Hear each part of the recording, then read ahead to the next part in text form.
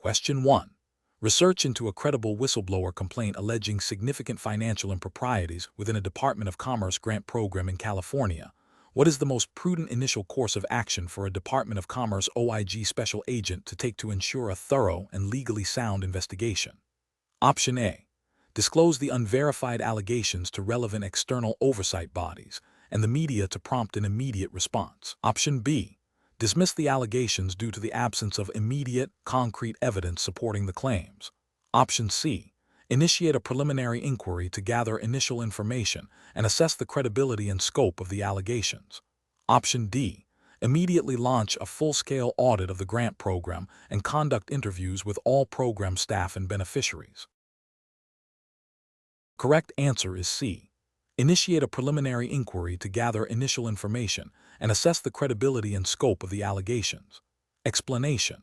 The scenario presents a common challenge for Department of Commerce OIG special agents, balancing the need for swift action to prevent potential fraud or waste with the imperative to conduct thorough, legally sound investigations. The professional challenge lies in the agent's dual role as an investigator and a guardian of public funds, requiring meticulous adherence to investigative protocols while remaining sensitive to the urgency of the situation. Missteps can lead to compromised evidence, legal challenges, and ultimately, a failure to hold wrongdoers accountable, undermining public trust in the OIG's mission. The best approach involves initiating a preliminary inquiry based on the credible allegations. This allows the agent to gather initial information and assess the validity of the claims without prematurely tipping off potential subjects or violating their rights. This approach is correct because it aligns with established investigative principles and the Department of Commerce OIG's investigative guidelines, which emphasize a systematic and evidence-based approach. It allows for the collection of preliminary information to determine if a full investigation is warranted, ensuring that resources are used efficiently and that actions taken are legally defensible.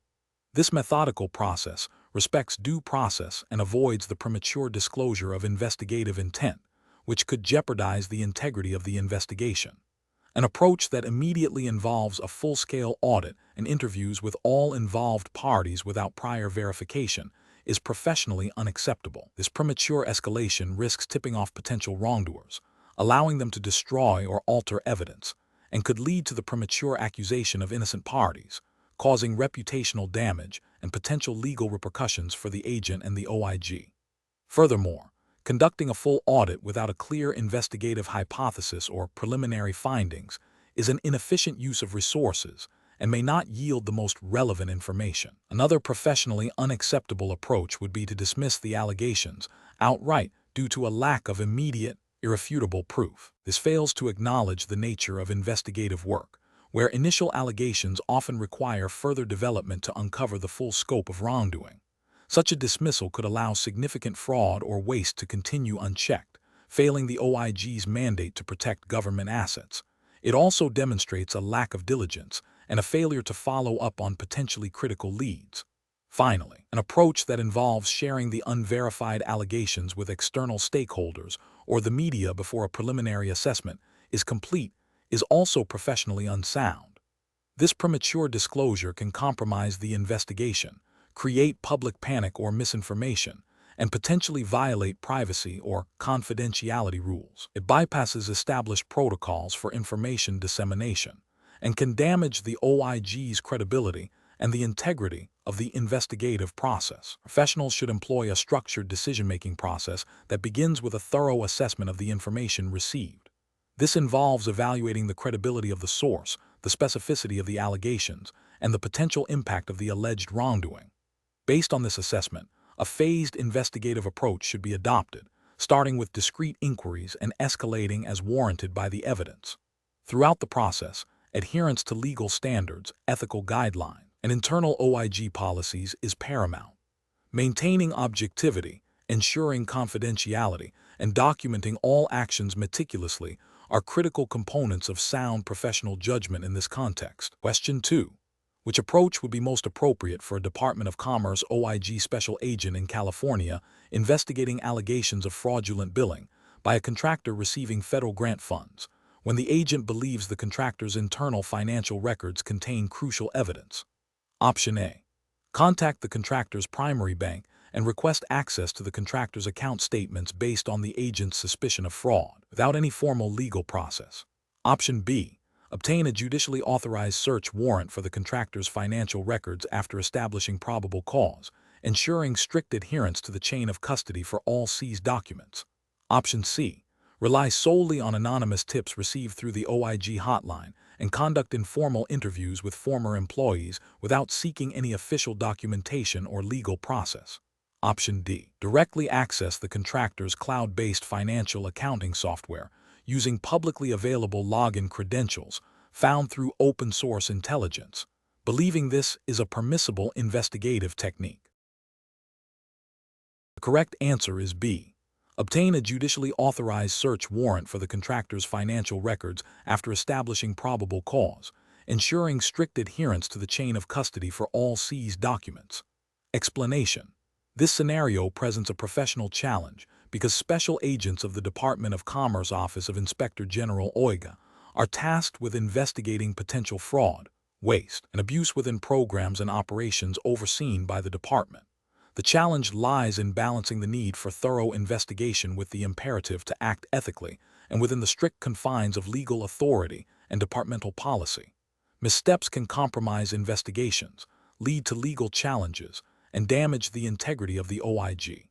The best approach involves a meticulous and legally sound method of evidence gathering, prioritizing the preservation of the chain of custody, and respecting the rights of individuals involved. This approach emphasizes obtaining necessary legal authorizations, such as warrants or subpoenas, before accessing sensitive information or conducting intrusive searches. It also requires careful documentation of all investigative steps and communications. This aligns with the principles of due process and the legal framework governing federal investigations, ensuring that evidence obtained is admissible and that the investigation is conducted with integrity and respect for legal boundaries. The Department of Commerce OIG operates under federal statutes and regulations, including those related to investigative procedures and the handling of evidence.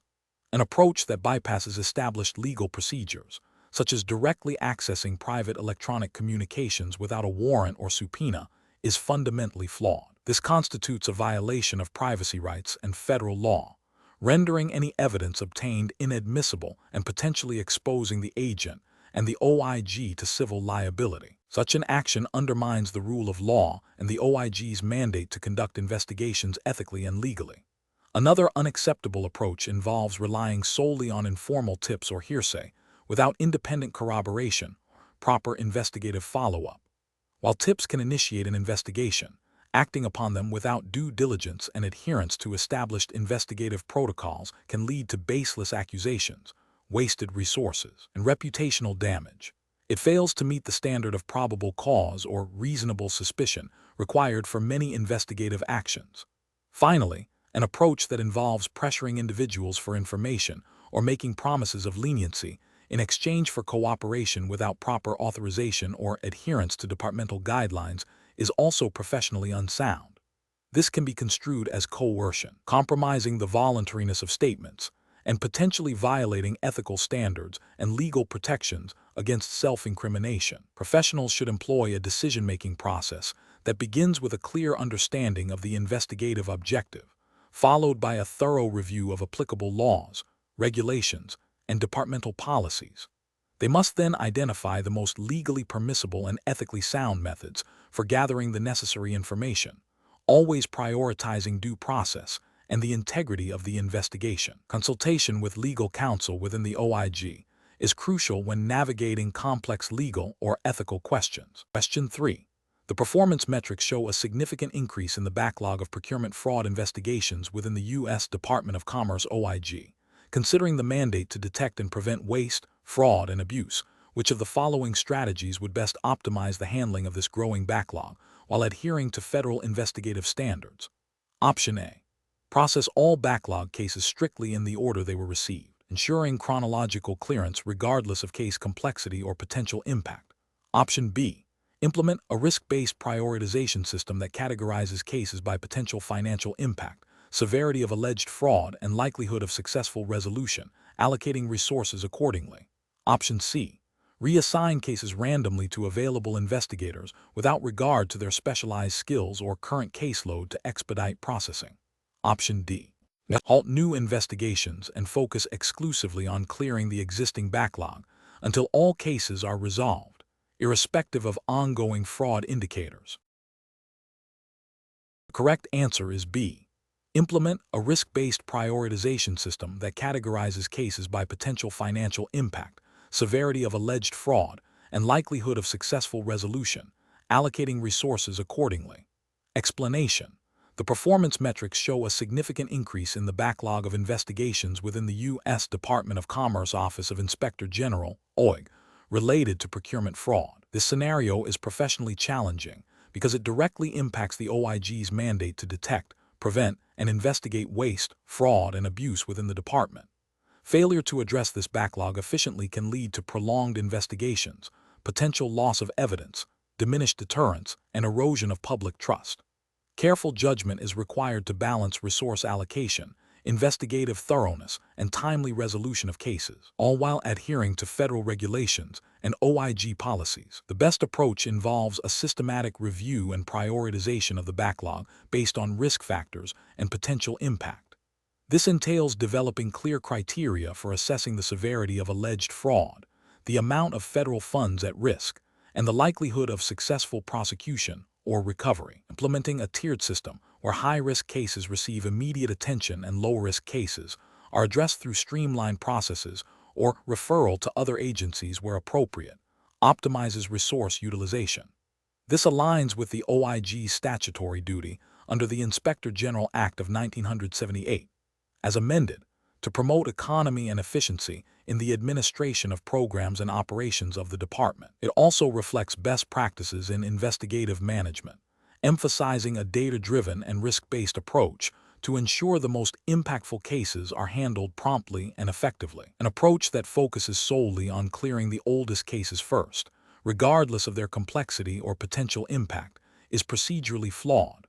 While it addresses the passage of time, it fails to account for the varying degrees of harm and investigative effort required. This could lead to valuable resources being consumed by less significant matters, while more critical investigations languish, potentially violating the OIG's obligation to prioritize the most serious instances of fraud. Another unacceptable approach would be to arbitrarily assign cases to investigators without considering their expertise or current workload. This can lead to inefficiencies, prolonged investigation times due to a lack of specialized knowledge, and potential errors. It disregards the principles of effective case management and can undermine the quality and integrity of the investigative process, failing to uphold the OIG's commitment to thoroughness and accuracy. Finally, an approach that involves delaying investigations until additional resources are secured, without any interim prioritization or risk assessment of the existing backlog, is also professionally unsound. This passive stance risks significant evidence degradation and allows potential perpetrators to continue their illicit activities unchecked. It fails to demonstrate proactive management and a commitment to fulfilling the OIG's mission in a timely manner, even within existing constraints. Professionals should employ a decision-making framework that begins with a comprehensive assessment of the current situation, identifying key performance indicators and potential bottlenecks. This should be followed by the development of clear, objective criteria for prioritization, informed by regulatory requirements and best practices in investigative management. Regular review and adaptation of the strategy based on evolving metrics and resource availability are crucial for sustained effectiveness. Question 4. The performance metrics show a significant increase in the time taken to process investigative leads related to potential violations of the Foreign Corrupt Practices Act, FCPA, by entities operating within the United States. Considering the Department of Commerce Office of Inspector General's OIG mandate for efficient and thorough investigations, which of the following approaches would best address this trend? Option A. Implement a comprehensive review of investigative process workflows, utilizing detailed performance metrics beyond just lead processing time to identify specific bottlenecks and develop targeted process improvements and resource allocation strategies. Option B. Focus on expediting the closure of FCPA cases by setting aggressive internal deadlines for investigators, even if it means reducing the scope of evidence collection. Option C. Immediately hire additional investigative staff dedicated to FCPA cases to increase the overall capacity for lead processing. Option D. Rely primarily on informal feedback from investigative teams to identify areas for improvement in lead processing. The correct answer is A. Implement a comprehensive review of investigative process workflows, utilizing detailed performance metrics beyond just lead processing time to identify specific bottlenecks and develop targeted process improvements and resource allocation strategies. Explanation. The performance metrics show a significant increase in the time taken to process investigative leads related to potential violations of the Foreign Corrupt Practices Act, FCPA, by entities operating within the United States. This scenario is professionally challenging because delays in FCPA investigations can lead to the loss of critical evidence, diminished witness recall, and potential reputational damage to the Department of Commerce (OIG), as well as the U.S. government's ability to enforce its laws effectively. It requires careful judgment to balance thoroughness with efficiency. The best approach involves a proactive and data-driven strategy to identify and address bottlenecks in the investigative process. This includes implementing a system for regular review of key performance indicators, KPI, beyond just lead processing time, such as evidence collection timelines, interview scheduling efficiency, and the speed of interagency information sharing. By analyzing these granular metrics, the OIG can pinpoint specific stages of the investigation that are causing delays and then develop targeted process improvements, such as enhanced training for investigators on evidence handling protocols or the adoption of more efficient digital forensic tools. This aligns with the OIG's mandate to conduct thorough and timely investigations, ensuring compliance with federal law enforcement standards and maintaining public trust. An approach that focuses solely on increasing the number of investigators assigned to FCPA cases without addressing underlying process inefficiencies is professionally unacceptable. While more personnel might seem like a solution, it fails to address the root cause of the delays and could lead to increased administrative overhead and potential for inconsistent investigative quality. This ignores the principle of optimizing existing resources and processes, which is crucial for effective and efficient law enforcement. Another professionally unacceptable approach is to prioritize the closure of cases based on speed alone, even if it means compromising the depth of the investigation or the thoroughness of evidence gathering. This would violate the core ethical and regulatory obligation to conduct comprehensive investigations that uphold the integrity of the justice system and ensure that all potential violations are fully examined.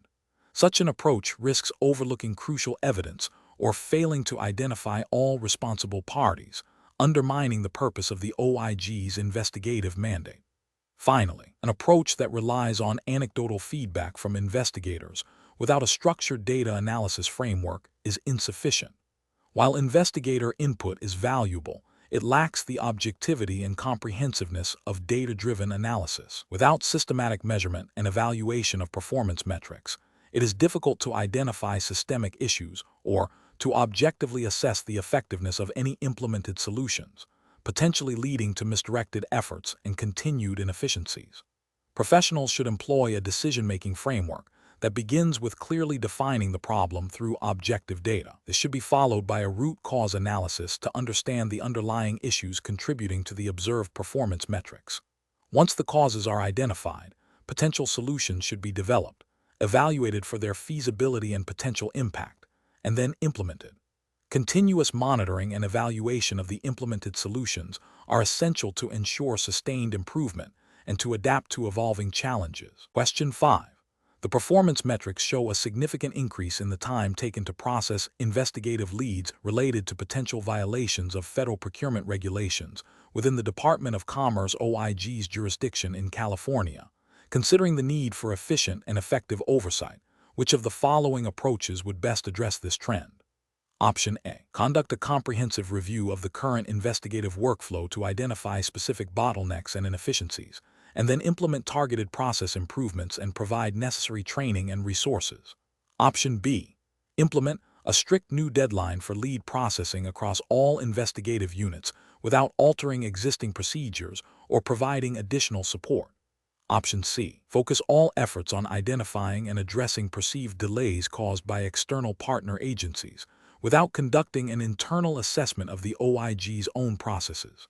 Option D. Immediately hire additional special agents to increase the overall capacity for processing leads, assuming that more personnel will naturally expedite the workflow.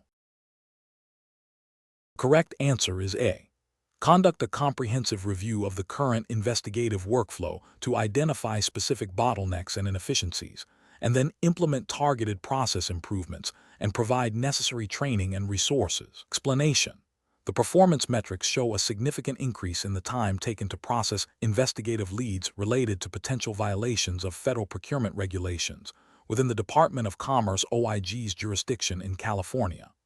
This scenario is professionally challenging because it directly impacts the OIG's ability to fulfill its mandate of ensuring integrity and accountability in federal programs. Delays can allow misconduct to continue, evidence to degrade, and public trust to erode.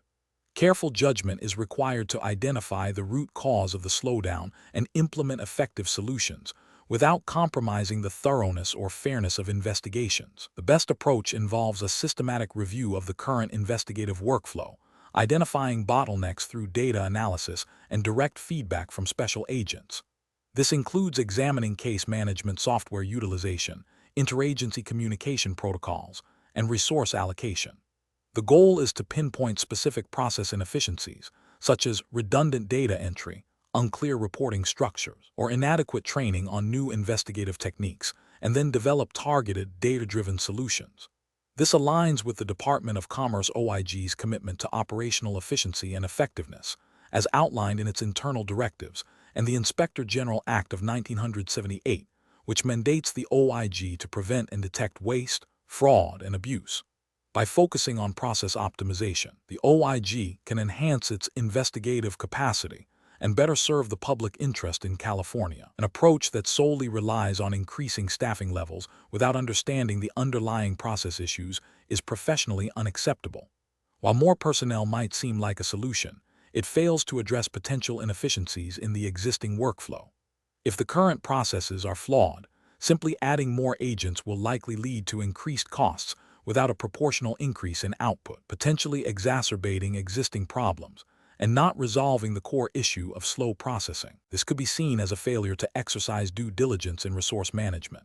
Another professionally unacceptable approach would be to implement a blanket policy mandating faster processing times without providing the necessary tools, training, or revised procedures. This creates undue pressure on special agents, potentially leading to rushed investigations, compromised evidence integrity, and an increased risk of erroneous conclusions. Such an approach disregards the complexity of investigative work and the importance of thoroughness, potentially violating ethical standards and the principles of due process. Finally, focusing solely on external factors, such as blaming other agencies for delays without internal process review, is also professionally unsound. While interagency cooperation is crucial, a responsible OIG special agent must first ensure their own internal processes are optimized. A failure to conduct a thorough internal review before attributing delays to external partners demonstrates a lack of accountability and a missed opportunity for internal improvement. Professionals should employ a structured problem-solving framework. This begins with clearly defining the problem, slow lead processing, gathering relevant data, performance metrics, agent feedback, analyzing the data to identify root causes, process bottlenecks, developing potential solutions, evaluating these solutions based on feasibility and impact, implementing the chosen solution, and finally, monitoring and evaluating the results to ensure sustained improvement. This iterative process ensures that solutions are targeted, effective, and aligned with the OIG's mission and regulatory obligations. Question 6. The performance metrics show a significant increase in the time taken to process investigative leads related to potential violations of federal procurement regulations within the Department of Commerce OIG's jurisdiction in California. Which of the following approaches would best optimize the efficiency of the lead processing workflow? Option A. Implement a new, advanced case management software system without a pilot program or thorough assessment of its integration with existing systems and staff training requirements. Option B. Conduct a comprehensive review of the entire lead processing workflow to identify specific bottlenecks and inefficiencies, followed by the development of targeted solutions based on this analysis. Option C. Shift the prioritization of leads to focus exclusively on cases with the highest potential financial impact, regardless of other risk factors or investigative urgency. Option D. Immediately hire additional investigative staff to handle the increased volume of leads, assuming that more personnel will naturally expedite the process. The correct answer is B. Conduct a comprehensive review of the entire lead processing workflow to identify specific bottlenecks and inefficiencies, followed by the development of targeted solutions based on this analysis. Explanation. The performance metrics show a significant increase in the time taken to process investigative leads related to potential violations of federal procurement regulations within the Department of Commerce OIG's jurisdiction in California. This scenario is professionally challenging because it directly impacts the OIG's ability to fulfill its mandate of ensuring integrity and accountability in federal programs, potentially allowing fraud or waste to persist unchecked. Balancing the need for thoroughness with the imperative of timely action requires careful judgment and adherence to established protocols. The best approach involves a systematic review of the entire lead processing workflow, from initial intake to final disposition, to identify bottlenecks. This includes analyzing the time spent at each stage, the resources allocated, and the decision-making processes involved. By mapping the current process and identifying specific areas of delay, such as excessive time for initial assessment, insufficient staffing for follow-up, or unclear escalation procedures, the OIG can develop targeted solutions. This aligns with the Department of Commerce OIG's commitment to efficiency and effectiveness as outlined in its internal operating procedures, and the principles of good governance, which mandate the responsible stewardship of public resources and the prompt investigation of alleged misconduct. An approach that focuses solely on increasing staffing without understanding the root cause of the delays is professionally unacceptable. This fails to address potential inefficiencies in the existing workflow, such as redundant steps or inadequate training, and may lead to increased costs without a proportional improvement in output. Furthermore, implementing a new, unproven technology solution without a thorough analysis of its compatibility with existing systems and the training needs of personnel would be a significant regulatory and ethical failure. It risks disrupting current operations and diverting resources from more immediate needs, potentially violating principles of prudent resource management. Similarly, prioritizing leads based on subjective criteria rather than established risk assessment frameworks, as dictated by OIG guidelines, would undermine the integrity of the investigative process and could lead to the neglect of critical cases, a direct contravention of the OIG's oversight responsibilities. Professionals should employ a data-driven, iterative approach to process optimization. This involves clearly defining the problem, gathering relevant data, analyzing the root causes of inefficiencies, developing and implementing solutions, and continuously monitoring the results. This framework ensures that interventions are targeted, effective, and aligned with regulatory requirements and ethical obligations. Question 7. The performance metrics show a significant increase in the time taken to initiate investigations stemming from confidential informant tips within the Department of Commerce OIG's California field office. An agent is presented with a tip regarding potential fraud involving a federally regulated entity operating in California, but the tip lacks specific details, and the legal basis for immediate action is unclear. What is the most prudent course of action for the special agent to ensure both investigative efficiency and strict adherence to federal law and OIG guidelines? Option A. Immediately initiate surveillance and gather information based on the informant's tip, prioritizing speed to prevent potential evidence destruction, and address any legal procedural questions after initial information is secured. Option B. Proceed with a search of the entity's premises based on the informant's tip, assuming federal jurisdiction due to the nature of the alleged fraud, without obtaining a warrant, as the tip suggests imminent criminal activity. Option C. Meticulously document all investigative steps, including the rationale for each action and any deviations from standard operating procedures, and proactively seek legal counsel from the U.S. Attorney's Office or the Department of Justice when encountering novel or complex jurisdictional issues, or when considering actions that might push the boundaries of established legal precedent. Option D. Rely on the agent's experience and intuition to determine the appropriate level of investigative action, bypassing formal legal consultation to expedite the process, given the perceived urgency of the situation. The correct answer is C. Meticulously document all investigative steps, including the rationale for each action and any deviations from standard operating procedures, and proactively seek legal counsel from the U.S. Attorney's Office or the Department of Justice when encountering novel or complex jurisdictional issues, or when considering actions that might push the boundaries of established legal precedent. Explanation. Scenario analysis. This scenario presents a professional challenge for a Department of Commerce OIG special agent in California due to the inherent tension between the need for efficient investigative processes and the absolute requirement to adhere to the strict evidentiary standards and procedural safeguards mandated by the U.S. Constitution and federal law, particularly concerning the Fourth Amendment's protection against unreasonable searches and seizures. The agent must balance the urgency of gathering information with the imperative to avoid actions that could render evidence inadmissible, thereby jeopardizing the investigation and potentially undermining public trust in the OIG's integrity. Correct approach analysis. The best professional practice involves meticulously documenting all investigative steps, including the rationale for each action and any deviations from standard operating procedures, and proactively seeking legal counsel from the U.S. Attorney's Office or the Department of Justice when encountering novel or complex jurisdictional issues, or when considering actions that might push the boundaries of established legal precedent. This approach ensures that all investigative activities are conducted within the strict confines of federal law and Department of Commerce OIG guidelines, thereby safeguarding the admissibility of evidence and upholding the integrity of the investigative process. Specifically, this aligns with the principles of due process and the requirement for probable cause and warrants where applicable, as enshrined in federal statutes and case law governing federal investigations. Incorrect approaches analysis. Pursuing an informant's tip without independent corroboration and without a clear understanding of the legal basis for any subsequent search or surveillance would be a significant regulatory and ethical failure. This approach risks violating Fourth Amendment protections, leading to the suppression of evidence and potential civil liability.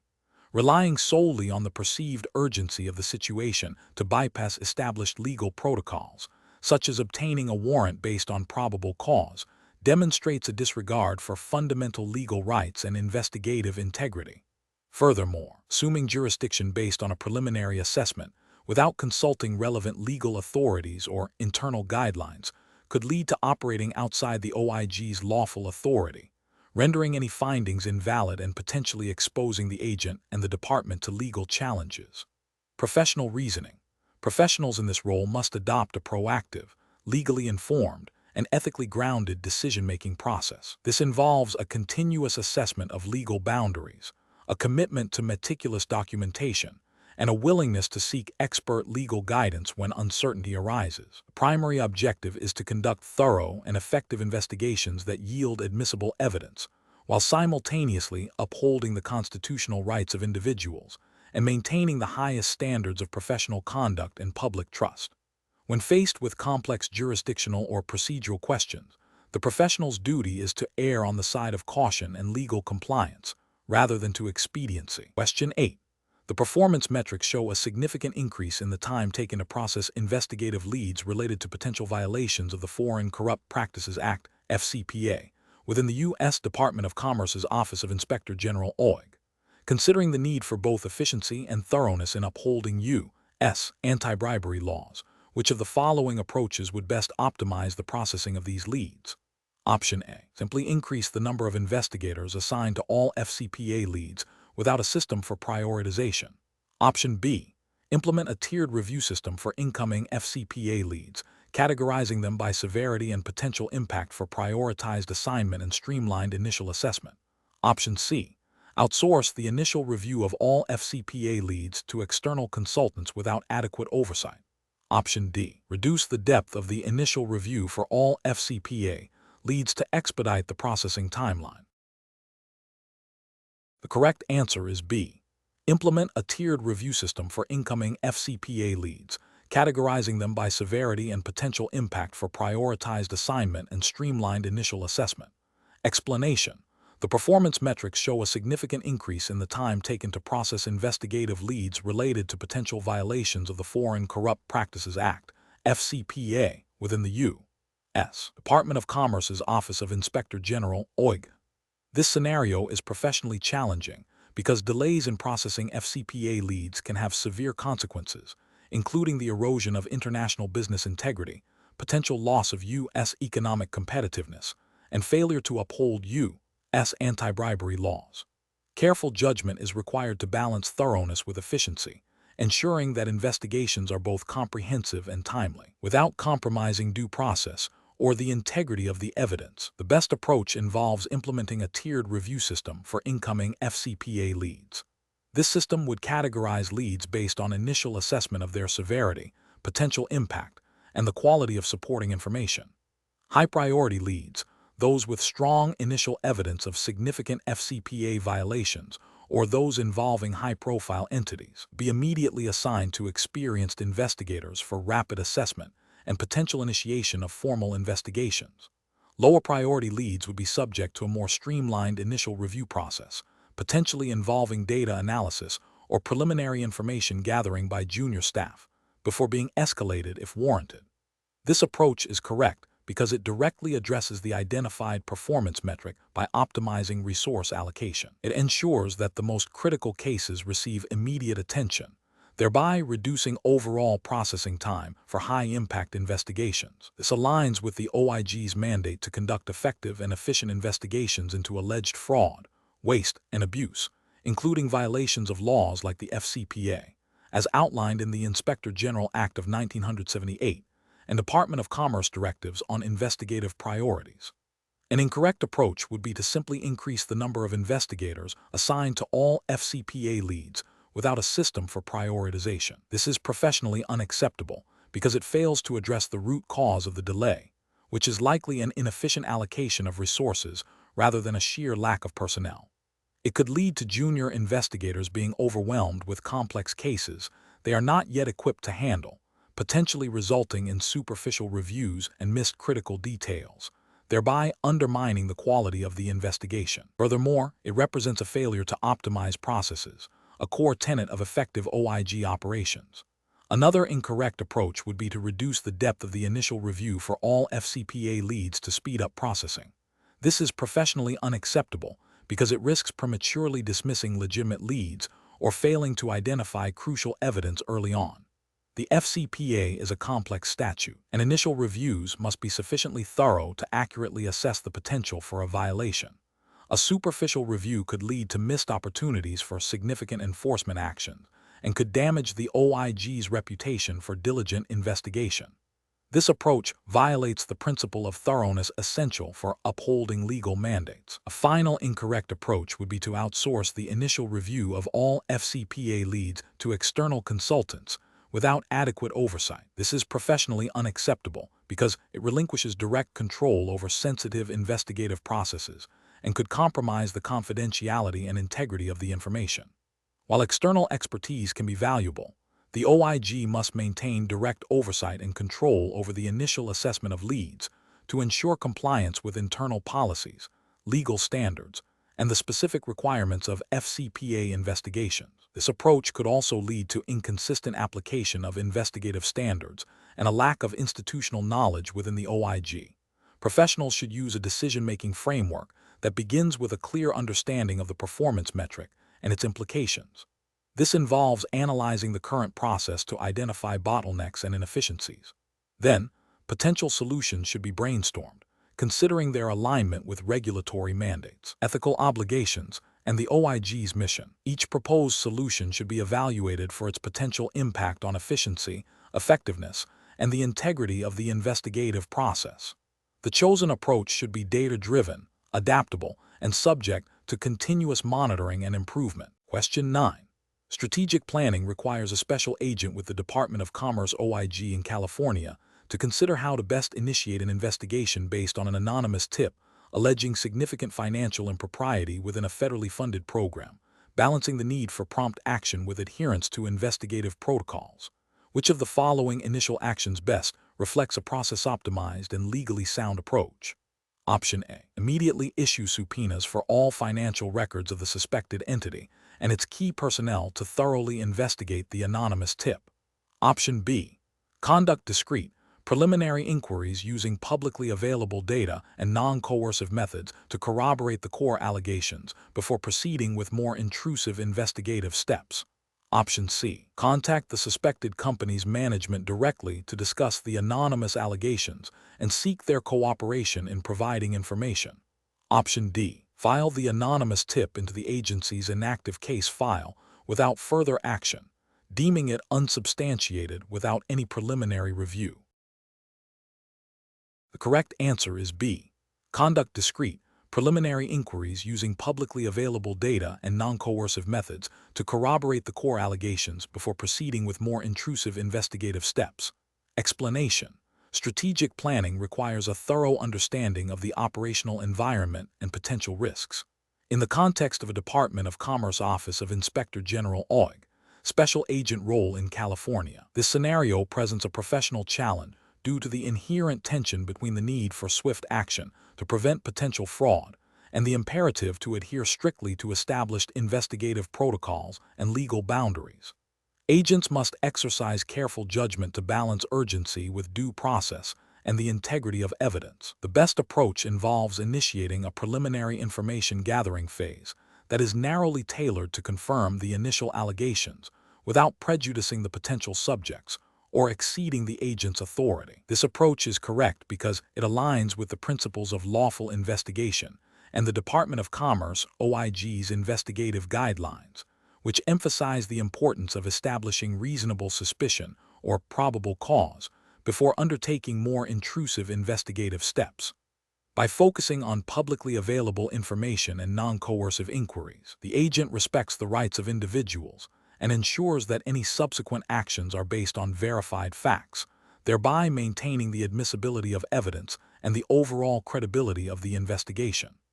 This method also optimizes resource allocation by avoiding premature commitment of significant investigative resources to unsubstantiated claims. An incorrect approach would be to immediately launch a full-scale audit and subpoena sensitive financial records based solely on an anonymous tip. This is professionally unacceptable because it bypasses the necessary steps of verifying the tip's credibility and establishing a sufficient legal basis for such intrusive actions. Such an approach risks violating privacy rights, potentially leading to legal challenges and the suppression of evidence, thereby undermining the OIG's mission. It also represents a misallocation of resources and could damage the reputation of the OIG. Another incorrect approach would be to dismiss the tip entirely without any form of preliminary assessment. This is professionally unacceptable as it fails to uphold the OIG's mandate to investigate potential fraud and waste within the Department of Commerce. Ignoring credible allegations, even if from an anonymous source, can lead to significant financial losses and reputational damage for the department and the government. It demonstrates a lack of diligence and a failure to proactively address potential misconduct. A further incorrect approach would be to contact the suspected company directly to inquire about the allegations without prior authorization or a clear investigative strategy. This is professionally unacceptable because it could alert the subjects of the investigation, allowing them to destroy evidence, coordinate their responses, or engage in other obstructive activities. It also circumvents established protocols for conducting sensitive investigations and could compromise the integrity of the evidence gathered. The professional reasoning process for similar situations should involve a systematic evaluation of incoming information. This includes assessing the source and credibility of the tip, identifying potential legal and ethical boundaries, and developing a phased investigative plan. Agents should prioritize actions that gather information efficiently and lawfully, escalating to more intrusive methods only when justified by verified facts and legal authority. This structured approach ensures accountability, protects individual rights, and maximizes the effectiveness of investigative efforts. Question 10. The performance metrics show a 15% increase in the average time to close investigations for the Department of Commerce (OIG) in California over the past fiscal year. An initial review suggests that the average number of investigative hours per case has also increased by 10%. If the OIG maintained the same number of active investigations and the same average hourly cost for agents and support staff, $150 per hour, what is the approximate increase in total investigative hours expended per case, and what is the approximate increase in the total cost associated with these additional hours per case? Option A. The average investigative hours per case increased by approximately 1.75 hours, leading to an approximate increase of $262.50 in cost per case. Option B. The average investigative hours per case increased by approximately 1.67 hours, leading to an approximate increase of $250.50 in cost per case. Option C. The average investigative hours per case increased by approximately 1.5 hours, leading to an approximate increase of $225.00 in cost per case. Option D. The average investigative hours per case increased by approximately 1.8 hours, leading to an approximate increase of $270.00 in cost per case. Correct answer is B. The average investigative hours per case increased by approximately 1.67 hours, leading to an approximate increase of $250.50 in cost per case. Explanation. The performance metrics show a significant increase in the average time to close investigations for the Department of Commerce Office of Inspector General, OIG, in the state of California. This scenario is professionally challenging because it directly impacts the OIG's effectiveness in upholding the integrity of department programs and operations.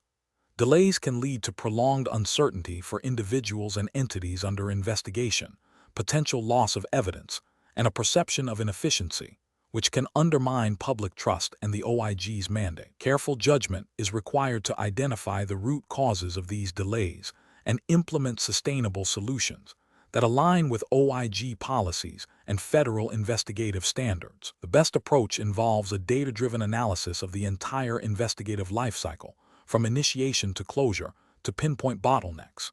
This includes examining case complexity, resource allocation, interagency coordination, and the efficiency of evidence gathering and review processes.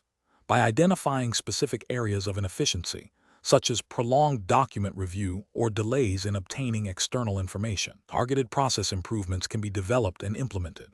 This aligns with the OIG's commitment to efficient and effective oversight, as mandated by the Inspector General Act of 1978, which emphasizes the importance of conducting investigations promptly and thoroughly.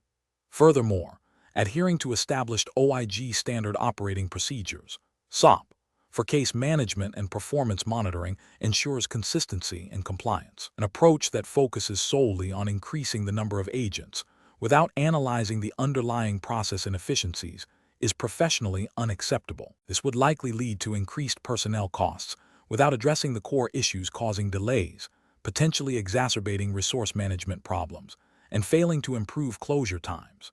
It ignores the fundamental principle of optimizing existing processes before scaling resources. Another unacceptable approach is to attribute the delays solely to external factors, such as the complexity of cases or the cooperation of external parties, without conducting an internal review of the OIG's own investigative procedures. While external factors can contribute, a responsible OIG agent must first rigorously examine internal processes for potential improvements.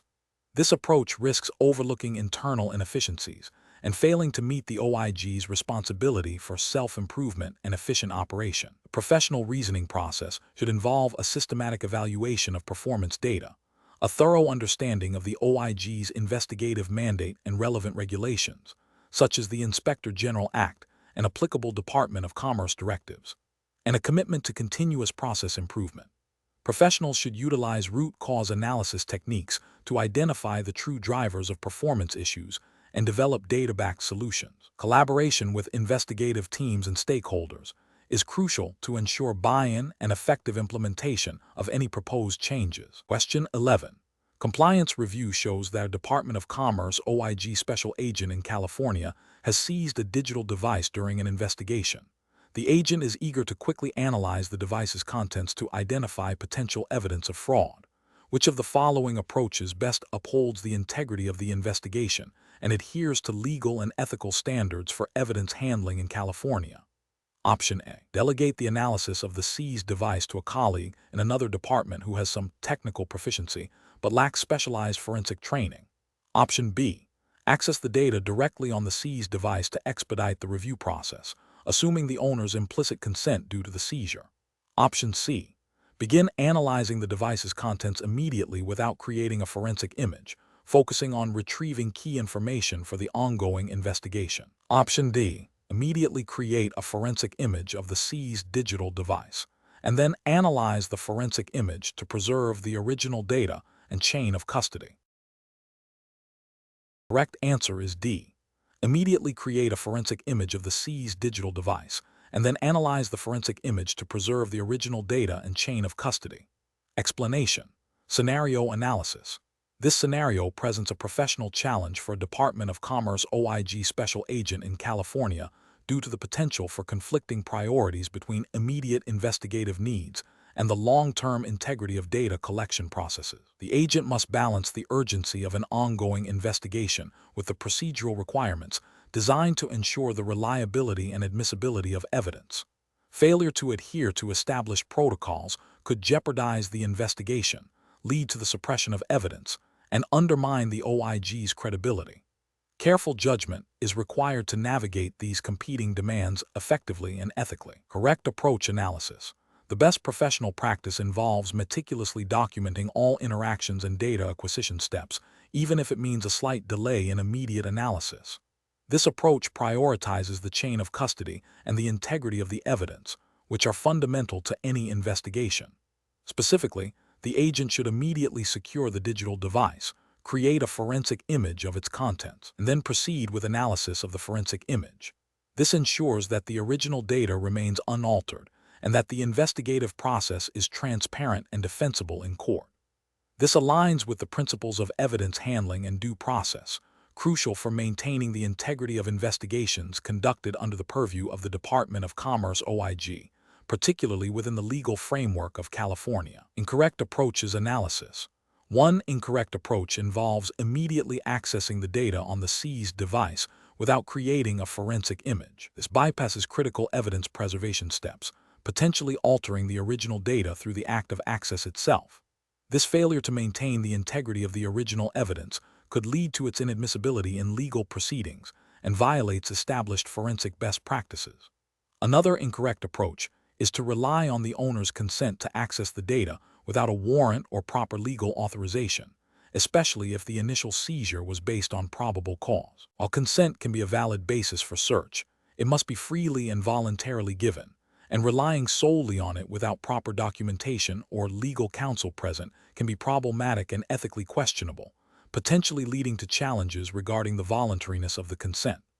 A third incorrect approach is to delegate the analysis of the seized device to an untrained colleague to expedite the process. This compromises the quality and reliability of the analysis. Forensic analysis requires specialized skills and knowledge to ensure that data is interpreted correctly and that no evidence is overlooked or misinterpreted, and delegating this to an unqualified individual risks introducing errors and compromising the investigation's findings. Professional reasoning. Professionals in this role should adopt a systematic approach that prioritizes evidence integrity and legal compliance. This involves understanding the specific legal requirements for evidence seizure and analysis within California, adhering to established OIG protocols, and seeking guidance from legal counsel when uncertainties arise. A robust decision-making framework includes 1. Assessing the legal basis for seizure and search. 2. Implementing strict evidence handling procedures, including forensic imaging. 3. Conducting analysis on forensically sound copies. 4. Documenting every step meticulously. And 5. Consulting with supervisors and legal experts when necessary. This structured approach ensures that investigations are conducted ethically, legally, and effectively. Question 12. Operational review demonstrates that a special agent with the Department of Commerce OIG in California is investigating potential procurement fraud. The agent has seized several electronic devices from a suspect's business. To expedite the investigation and analysis of the data, the agent is considering several methods for handling the seized digital evidence. Which of the following approaches best aligns with the Department of Commerce (OIG's) regulatory framework and best practices for maintaining evidence integrity? Option A. Securely image the digital devices using forensically sound methods, meticulously document every step of the acquisition and chain of custody, and store the original devices and forensic images in a secure OIG-controlled evidence locker. Option B. Transfer the seized devices to an external IT consulting firm, known for its speed in data recovery, to perform the initial imaging and analysis, with a verbal agreement to receive a summary report. Option C. Immediately begin copying files from the seized devices to a portable hard drive for analysis, bypassing the formal imaging process to save time, and create a basic log of copied files later. Option D. Rely on the suspect's IT administrator to provide copies of relevant data from the devices, as this is the quickest way to obtain the necessary information for analysis. The correct answer is A. Securely image the digital devices using forensically sound methods, meticulously document every step of the acquisition and chain of custody, and store the original devices and forensic images in a secure OIG-controlled evidence locker. Explanation: this scenario presents a professional challenge due to the inherent tension between the need for efficient investigative processes and the absolute requirement to adhere to the Department of Commerce Office of Inspector General's (OIG) established protocols for handling sensitive information and evidence. Special agents must exercise careful judgment to balance speed with integrity, ensuring that no procedural shortcuts compromise the validity of their investigations or the rights of individuals involved. The best professional practice involves meticulously documenting the chain of custody for all seized digital evidence, including the initial acquisition, transfer, and analysis. This approach ensures that the integrity of the evidence is maintained and that it remains admissible in any subsequent legal proceedings. Specifically, this means adhering strictly to the OIG's established guidelines for digital forensics, which mandate the use of forensically sound imaging techniques, secure storage, and detailed logging of every interaction with the evidence. This meticulous documentation is not merely procedural. It is a fundamental requirement under the principles of evidence law and OIG policy to prevent tampering, contamination, or unauthorized access, thereby upholding the credibility of the investigation and the department's commitment to due process. An approach that bypasses formal documentation for the sake of expediency, such as relying on informal verbal agreements for evidence transfer or failing to create detailed logs of access, represents a significant regulatory and ethical failure. This directly contravenes OIG directives on evidence handling and the principles of maintaining a verifiable chain of custody. Such actions undermine the reliability of the evidence, potentially rendering it inadmissible and jeopardizing the entire investigation. Furthermore, it exposes the agent and the department to accusations of misconduct or negligence. Another professionally unacceptable approach is to delegate the initial secure imaging of digital devices to an external, non-OIG-approved vendor without direct OIG oversight or adherence to OIG-mandated forensic standards. While outsourcing can be efficient, it introduces significant risks. The vendor may not be aware of or bound by the specific regulatory requirements and ethical obligations of the Department of Commerce (OIG). This lack of direct control and adherence to OIG-specific protocols can lead to compromised evidence integrity, data breaches, or improper handling that violates privacy regulations and investigative standards. The OIG's authority and responsibility for maintaining the integrity of its investigations cannot be abdicated to third parties without stringent controls and oversight. A final incorrect approach involves prioritizing the speed of data analysis over the completeness of the initial acquisition and documentation. This might manifest as quickly copying files without creating a forensically sound image or proceeding with analysis before all necessary chain of custody documentation is finalized. This fundamentally misunderstands the investigative process. The integrity of the analysis is entirely dependent on the integrity of the data acquired. If the initial acquisition is flawed or undocumented, any subsequent analysis, no matter how swift or insightful, is built on a shaky foundation and is likely to be challenged or deemed unreliable. Professionals should employ a decision-making framework that prioritizes adherence to established protocols and regulatory requirements above all else when handling sensitive evidence. This involves understanding the specific OIG guidelines for evidence handling, including digital forensics, and consistently applying them. When faced with time pressures, the professional decision-making process should involve seeking clarification from supervisors or legal counsel regarding the most efficient and compliant methods, rather than improvising or circumventing established procedures. The long-term integrity of the investigation and the department's reputation depend on this disciplined adherence to process. Question 13. The performance metrics show a significant increase in the time taken to process investigative leads related to potential violations of federal procurement regulations within the Department of Commerce OIG's jurisdiction in California. Considering the need for efficient and effective oversight, which of the following strategies would best address this trend? Option A. Immediately request additional personnel for the investigative units to handle the increased workload, assuming more staff will naturally expedite the process. Option B. Conduct a detailed review of the current lead processing workflow to identify specific bottlenecks, gather input from investigative staff, and implement targeted process improvements based on this analysis. Option C. Issue a public statement acknowledging the increased processing times and assuring stakeholders that the OIG is working to improve efficiency without detailing specific internal actions. Option D. Implement a new policy that categorizes all incoming leads as equally urgent, requiring immediate attention for every single one to ensure no potential violation is overlooked. The correct answer is B. Conduct a detailed review of the current lead processing workflow to identify specific bottlenecks, gather input from investigative staff, and implement targeted process improvements based on this analysis. Explanation. The performance metrics show a significant increase in the time taken to process investigative leads related to potential violations of federal procurement regulations within the Department of Commerce OIG's jurisdiction in California. This scenario is professionally challenging because it directly impacts the OIG's ability to fulfill its mandate of ensuring integrity and accountability in federal programs. Delays can allow misconduct to continue, evidence to degrade, and public funds to be misused, thereby eroding public trust.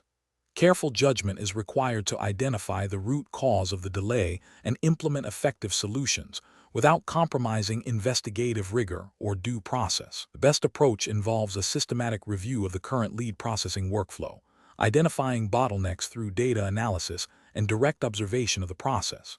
This includes engaging with the agents and analysts involved to understand their challenges and gather firsthand insights. Once bottlenecks are identified, the focus shifts to implementing targeted process improvements, such as refining intake procedures, optimizing information sharing protocols, or reallocating resources based on workload analysis. This approach is correct because it is data-driven, collaborative, and directly addresses the identified inefficiencies within the existing framework governing Department of Commerce OIG investigations in California. It aligns with the OIG's commitment to efficient and effective oversight as mandated by its charter and relevant federal regulations concerning investigative operations. An approach that solely relies on increasing staffing levels without understanding the underlying process issues is professionally unacceptable. This fails to address potential inefficiencies in the current workflow and may lead to increased costs without a proportional improvement in processing times. It ignores the principle of optimizing existing resources before simply adding more. Another professionally unacceptable approach would be to implement a blanket policy of prioritizing all leads equally, regardless of their potential impact or complexity. This ignores the need for risk-based prioritization, which is crucial for efficient resource allocation and ensuring that the most serious potential violations receive timely attention. Such an approach could lead to valuable investigative time being spent on low-priority matters, while more critical issues languish. Finally, an approach that focuses on external communication about the delays without first attempting to resolve the internal issues is also professionally flawed. While transparency is important, addressing the root cause of the performance metric decline should be the immediate priority. Publicly acknowledging delays without a clear plan for remediation can undermine confidence in the OIG's effectiveness. Professionals should employ a structured problem-solving framework. This involves clearly defining the problem, performance metric decline, gathering data to understand its scope and potential causes, analyzing the data to identify root causes, developing and evaluating potential solutions, implementing the chosen solution, and then monitoring its effectiveness. Collaboration with stakeholders and adherence to established investigative protocols and regulatory requirements are paramount throughout this process. Question 14. The assessment process reveals that special agents in California investigating potential violations of federal statutes concerning the theft of trade secrets, where evidence suggests a cross-border element, are inconsistently applying investigative protocols. Considering the Department of Commerce OIG's mandate and federal investigative standards, which of the following approaches best ensures the integrity and legality of such investigations? Option A. Prioritize the speed of the investigation by collecting evidence based on initial suspicions, deferring detailed legal review of collection methods until after the evidence is secured. Option B. Proactively and systematically review all investigative findings against established federal investigative standards and the specific mandates of the Department of Commerce OIG, ensuring meticulous documentation and strict adherence to legal frameworks for any interagency or international cooperation. Option C. Assume federal jurisdiction based on the perceived economic impact of the trade secret violation within the United States, without a detailed analysis of specific federal statutes and territorial jurisdictional limits. Option D.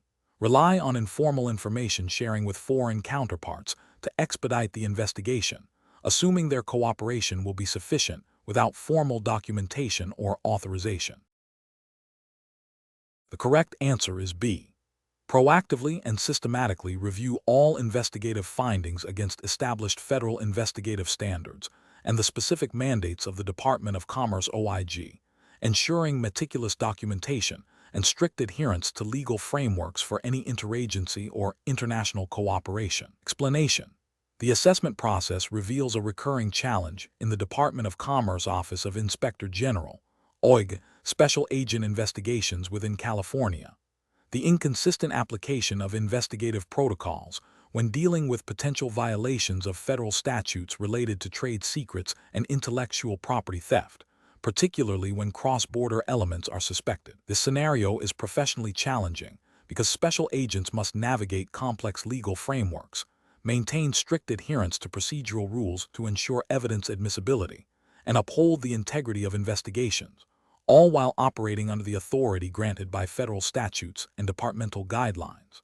The potential for misinterpretation of jurisdictional boundaries or procedural missteps can jeopardize an entire investigation, leading to compromised evidence and failed prosecutions. Careful judgment is required to balance thoroughness with efficiency and to ensure all actions are legally sound and ethically defensible.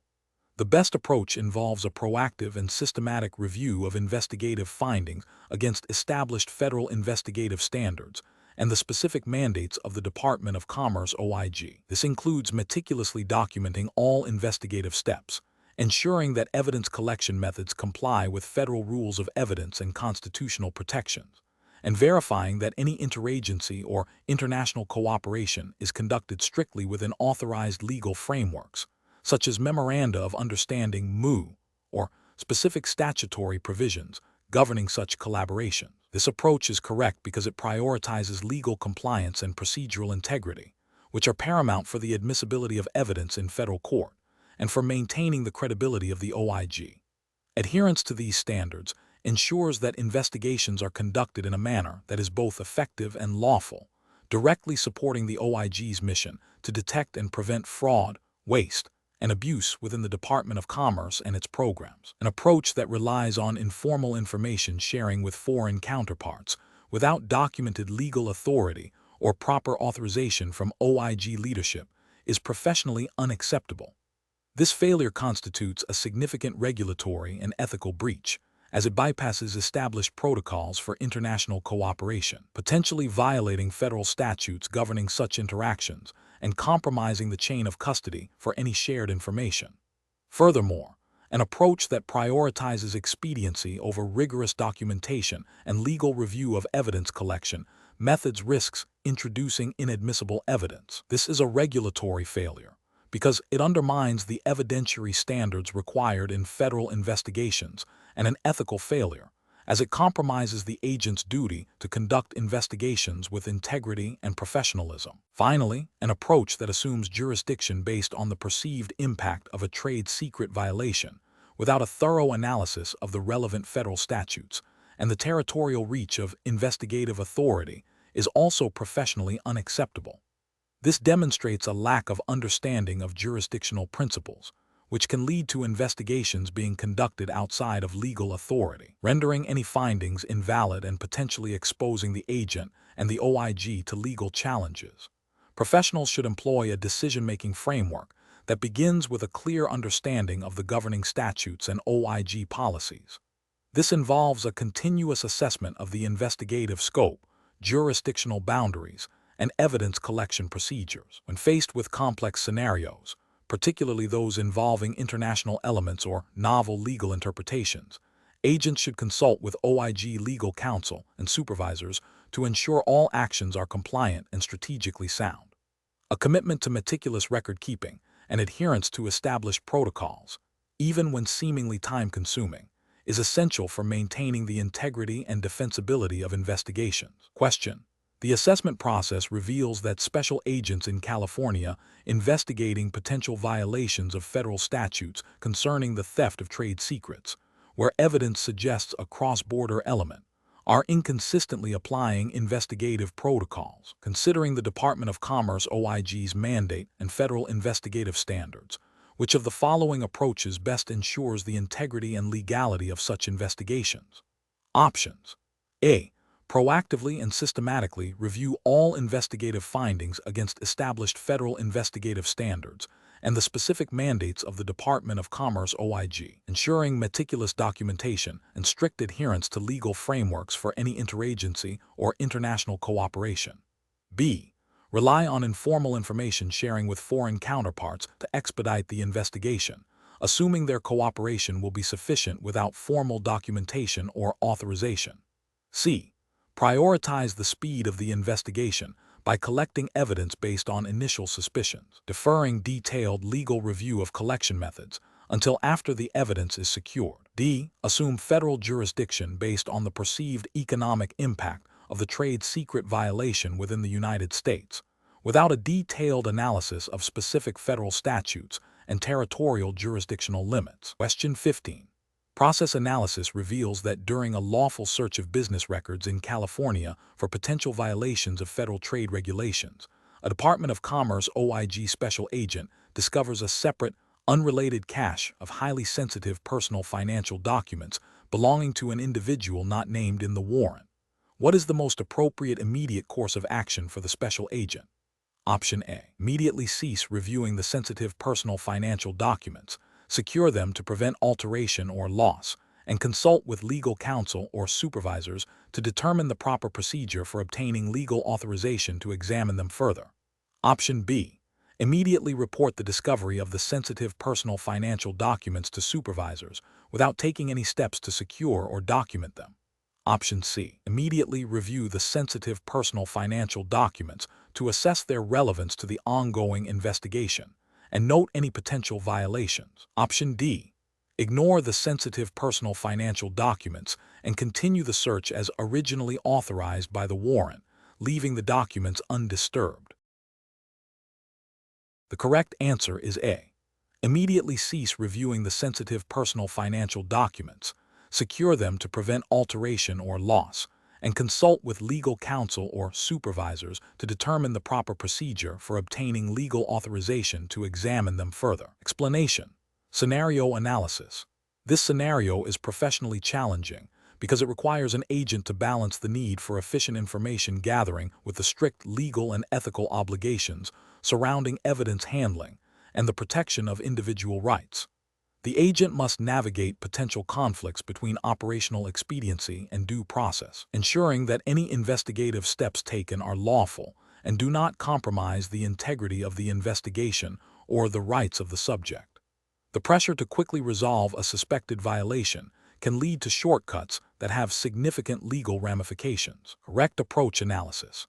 The best professional practice involves meticulously documenting the discovery of the sensitive information, immediately ceasing any further unauthorized access or review, and securing the information in a manner that preserves its integrity while awaiting proper legal authorization. This approach is correct because it adheres to the fundamental principles of the Fourth Amendment of the U.S. Constitution, which protects against unreasonable searches and seizures. By ceasing review and seeking a warrant, the agent respects the subject's privacy rights and ensures that any evidence obtained is admissible in court. This aligns with Department of Commerce OIG guidelines on evidence handling and the requirement to obtain appropriate legal authority before examining or utilizing information discovered incidentally, especially when it falls outside the scope of the initial lawful search. Incorrect approaches analysis. One incorrect approach involves immediately reviewing the sensitive information to assess its relevance to the ongoing investigation. This is professionally unacceptable because it constitutes an unauthorized search and seizure of information beyond the scope of the initial warrant or consent, violates the principle of specificity in warrants and the expectation of privacy. Another incorrect approach is to ignore the sensitive information and proceed with the original investigation as if it were never found. This is professionally unacceptable because it demonstrates a failure to follow through on potential evidence of wrongdoing, which could be a dereliction of duty. Furthermore, if the information later becomes relevant and was deliberately overlooked, it could raise questions about the thoroughness and integrity of the investigation. A third incorrect approach is to immediately report the discovery to supervisors without taking any steps to secure or document the information. While reporting is important, failing to secure and document the information promptly can lead to its loss, alteration, or compromise, thereby jeopardizing its evidentiary value and potentially violating chain of custody protocols. Professional reasoning. Professionals should employ a decision-making framework that prioritizes legal compliance and ethical conduct. When encountering unexpected sensitive information during a lawful search, the primary steps should be: 1. Cease further unauthorized access or review. 2. Secure the information to prevent alteration or loss.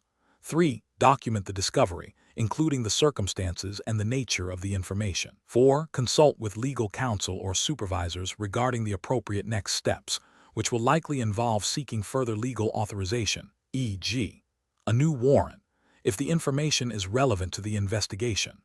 This systematic approach ensures that all actions are lawful, ethical, and preserve the integrity of the investigation. Question 16. Market research demonstrates that a confidential informant has provided critical intelligence regarding potential trade violations within the jurisdiction of the Department of Commerce OIG in California. The informant is eager to cooperate, but has expressed concerns about their personal safety and has requested immediate financial compensation for their assistance. As a special agent, what is the most appropriate course of action to ensure the integrity of the investigation and compliance with Department of Commerce OIG guidelines? Option A. Rely solely on the informant's testimony without seeking independent corroboration, and delay official reporting of the informant's cooperation to avoid alerting potential targets prematurely. Option B. Meticulously document all interactions with the informant, including the nature of the information, date and time of contact, and any approved compensation or promises made, while adhering to established protocols for informant vetting and debriefing. Option C. Immediately act on the informant's intelligence to initiate surveillance and gather further evidence, prioritizing speed over detailed documentation of the initial contact and compensation discussions. Option D.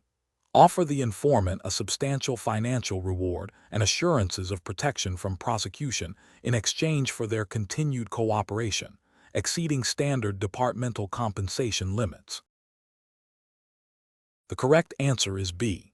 Meticulously document all interactions with the informant, including the nature of the information, date and time of contact, and any approved compensation or promises made, while adhering to established protocols for informant vetting and debriefing. Explanation.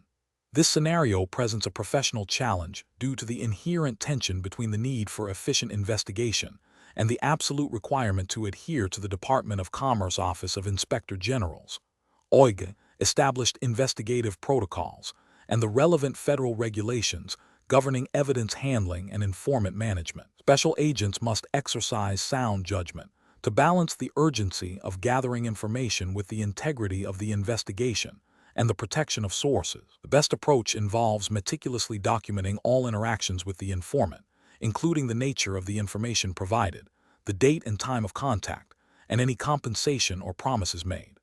This aligns with the OIG's investigative guidelines, which mandate thorough record-keeping to ensure the admissibility of evidence and maintain accountability.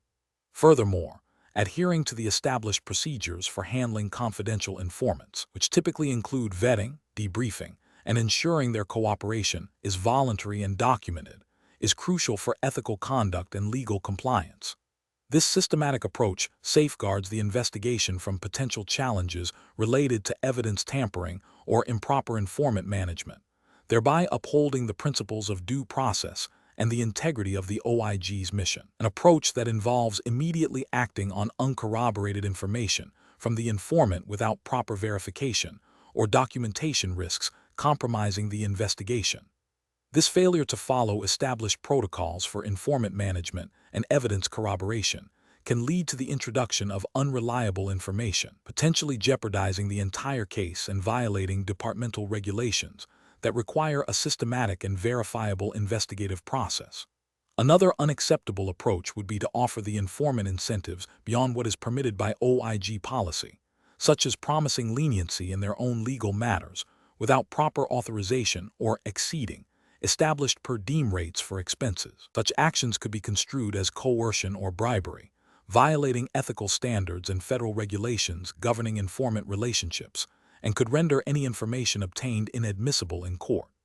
Finally, neglecting to report the informant's cooperation and the information received through official channels, or failing to maintain a clear audit trail of all interactions, undermines transparency and accountability. This omission directly contravenes OIG directives on reporting and record-keeping, which are essential for oversight and ensuring that investigations are conducted ethically and legally. Professionals should employ a decision-making framework that prioritizes adherence to established protocols and regulations. This involves a continuous assessment of the situation against the OIG's investigative manual and relevant federal statutes. When faced with novel situations or pressure to expedite, agents must consult with supervisors and legal counsel to ensure all actions are compliant and ethically sound, thereby preserving the integrity of their investigations and the reputation of the Department of Commerce OIG. Question 17. The risk matrix shows a moderate likelihood of a trade-based money laundering scheme involving shell corporations operating out of Ontario, Canada, with a high potential financial impact. As a Department of Commerce OIG special agent, what is the most appropriate initial step to optimize the investigative process? Option A. Initiate a preliminary information gathering phase focused on publicly available data and intelligence from existing financial intelligence units, such as FinTrack, to corroborate the initial risk assessment. Option B.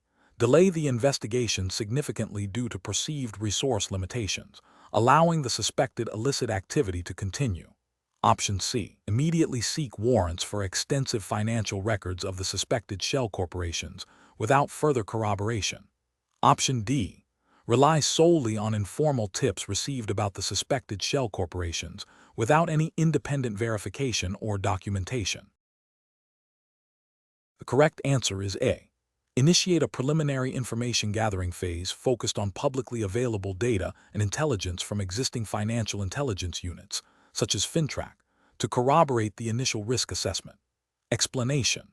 The risk matrix shows a moderate likelihood of a trade-based money laundering scheme involving shell corporations operating out of Ontario, Canada, with a high potential financial impact. This scenario is professionally challenging because it requires special agents to balance the need for thorough investigation with resource constraints, while adhering strictly to the investigative powers and reporting protocols established by Canadian federal law, particularly the Proceeds of Crime, Money Laundering and Terrorist Financing Act, PCMLTFA, and relevant Royal Canadian Mounted Police, RCMP, investigative guidelines. Misjudging the appropriate investigative steps could lead to missed evidence, compromised investigations, or even legal challenges to the evidence obtained. The best approach involves initiating a preliminary information gathering phase focused on publicly available data and intelligence from existing financial intelligence units, such as FinTrack, to corroborate the initial risk assessment. This approach is correct because it aligns with the principles of efficient and effective investigation, prioritizing resources towards credible threats. It respects the legal framework by ensuring that intrusive investigative measures are only employed when sufficient predicate information exists, thereby avoiding unwarranted intrusion and adhering to the PCMLTFA emphasis on intelligence-led investigation. This methodical step-by-step process allows for a more targeted and legally sound investigation. An incorrect approach would be to immediately seek warrants for extensive financial records of the suspected shell corporations without further corroboration. This fails to adhere to the investigative principle of proportionality and could be seen as an overreach of authority, potentially violating privacy rights and exceeding the scope of reasonable suspicion required for such intrusive actions under Canadian law. Another incorrect approach would be to solely rely on informal tips without any independent verification or documentation. This bypasses established intelligence gathering protocols and the requirement for verifiable evidence, making any subsequent investigative actions difficult to justify and potentially inadmissible. A further incorrect approach would be to delay the investigation significantly due to perceived resource limitations, allowing the suspected illicit activity to continue unabated. This neglects the duty to investigate potential criminal activity and fails to uphold the objectives of the PCMLTFA in combating money laundering. Professionals should employ a decision-making framework that begins with a thorough understanding of the initial intelligence and its associated risk assessment. This should be followed by a systematic evaluation of available investigative tools and legal authorities, prioritizing less intrusive methods first. Documentation of each step and the rationale behind it is crucial for maintaining investigative integrity and ensuring accountability. Question 18. System analysis indicates that a Department of Commerce OIG special agent in California has received an anonymous tip alleging significant financial irregularities and potential fraud within a federally funded grant program administered by a California-based nonprofit organization. The tip provides some specific details about transactions, but lacks direct documentary evidence. What is the most appropriate initial course of action for the special agent to take to optimize the investigative process while adhering to regulatory requirements? Option A. Immediately launch a full-scale forensic audit of all the organization's financial records and issue subpoenas for all grant-related documentation. Option B. Initiate a preliminary inquiry to discreetly gather additional information and assess the credibility of the tip through open-source intelligence and limited, non-intrusive inquiries. Option C. Contact the nonprofit organization's executive director to inform them of the tip and request their voluntary cooperation in providing financial statements. Option D. Disregard the tip as unsubstantiated due to its anonymous nature and lack of immediate verifiable proof. The correct answer is B. Initiate a preliminary inquiry to discreetly gather additional information and assess the credibility of the tip through open-source intelligence and limited, non-intrusive inquiries. Explanation. Scenario analysis. This scenario presents a professional challenge for a Department of Commerce OIG special agent in California due to the inherent tension between the need for swift action to prevent potential fraud and the requirement to adhere to established investigative protocols and due process. The agent must balance the urgency of the situation with the legal and ethical obligations to conduct a thorough and impartial investigation, ensuring that evidence is collected and handled appropriately to maintain its admissibility and integrity. Missteps can lead to compromised investigations, legal challenges, and damage to the OIG's credibility. Correct approach analysis. The best professional practice involves initiating a preliminary inquiry to gather initial information and assess the credibility of the allegations without immediately triggering formal investigative procedures that could alert the subjects prematurely. This approach aligns with the Department of Commerce OIG's investigative guidelines, which emphasize a phased approach to investigations, starting with information gathering and assessment before committing to full-scale investigative resources.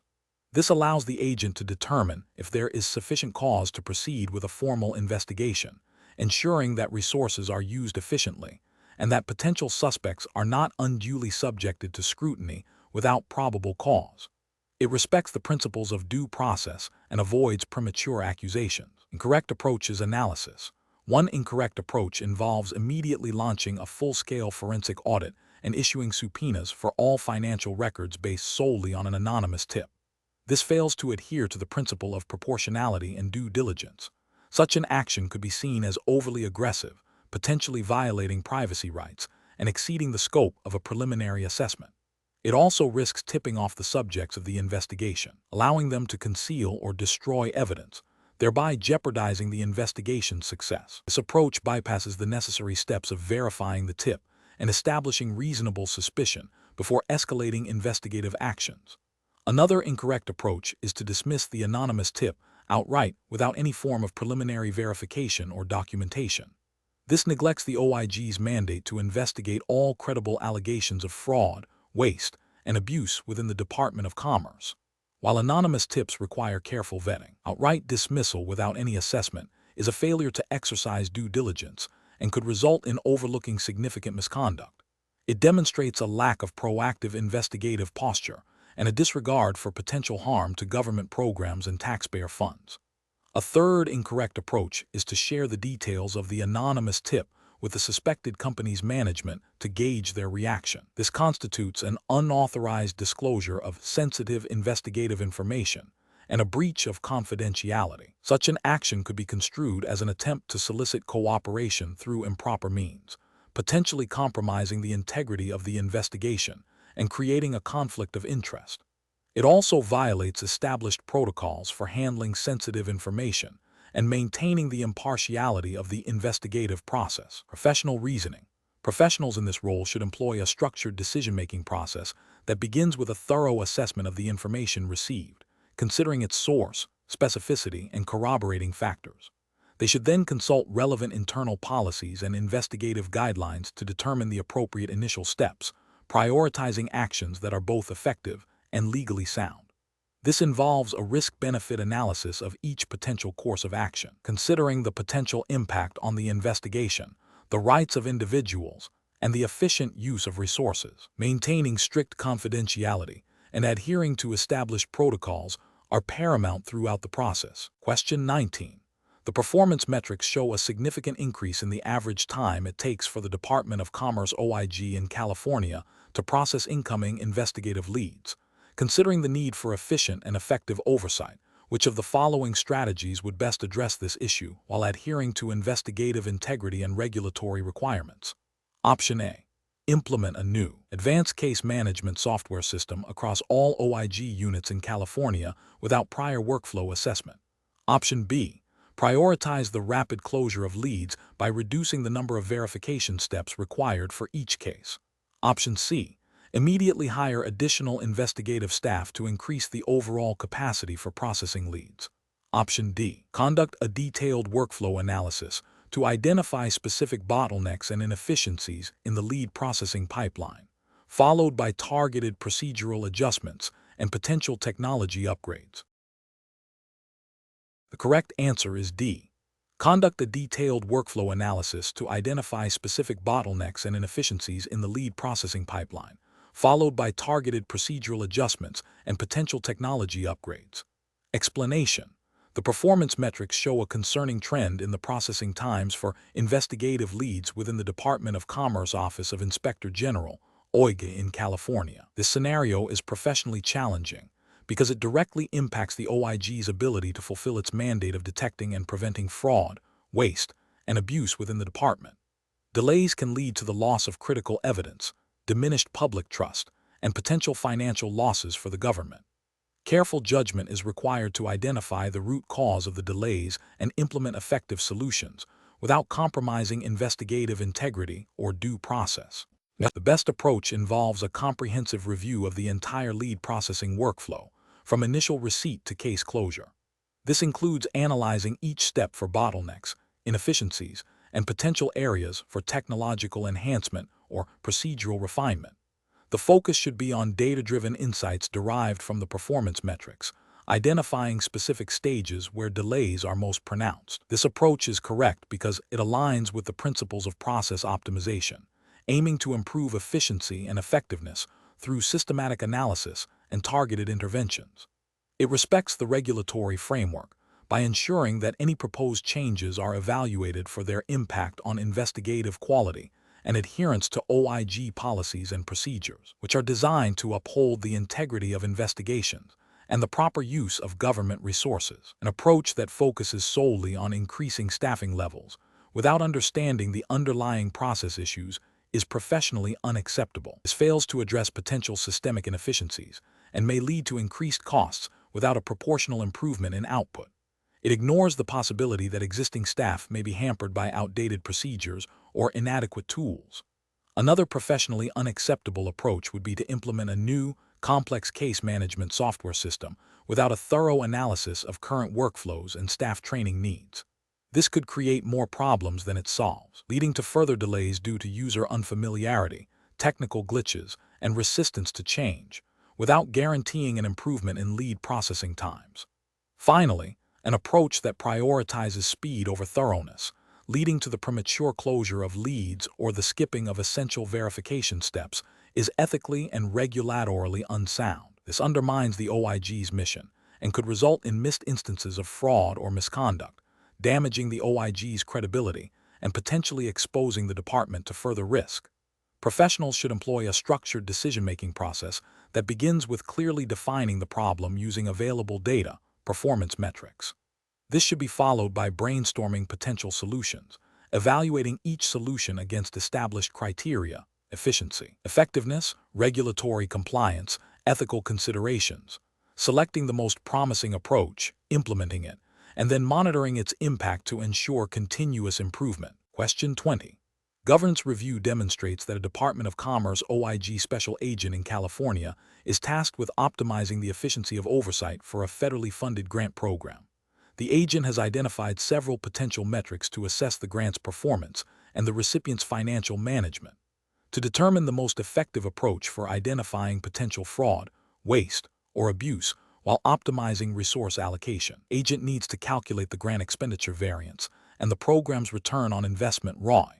The grant was for $500,000 with an expected expenditure of $450,000 over the grant period.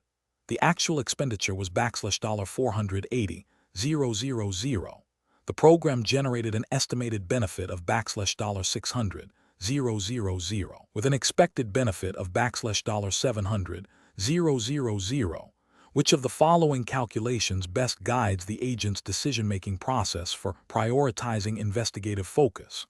Option A. Immediately recommend a full audit of the recipient's financial records based on the difference between expected and actual benefit, without further quantitative analysis. Option B. Calculate the grant expenditure variance as a percentage of the total grant amount and the program's ROI based on actual expenditure and benefit, comparing these to acceptable thresholds for further investigation. Option C. Rely on informal feedback from program stakeholders to gauge the recipient's overall performance and identify areas of concern. Option D. Focus solely on reducing the administrative costs associated with grant oversight, as this directly impacts efficiency. The correct answer is B. Calculate the grant expenditure variance as a percentage of the total grant amount and the program's ROI based on actual expenditure and benefit, comparing these to acceptable thresholds for further investigation. Explanation. Scenario analysis. This scenario presents a common challenge for Department of Commerce OIG special agents, balancing the need for efficient resource allocation with the imperative to thoroughly investigate potential fraud, waste, and abuse.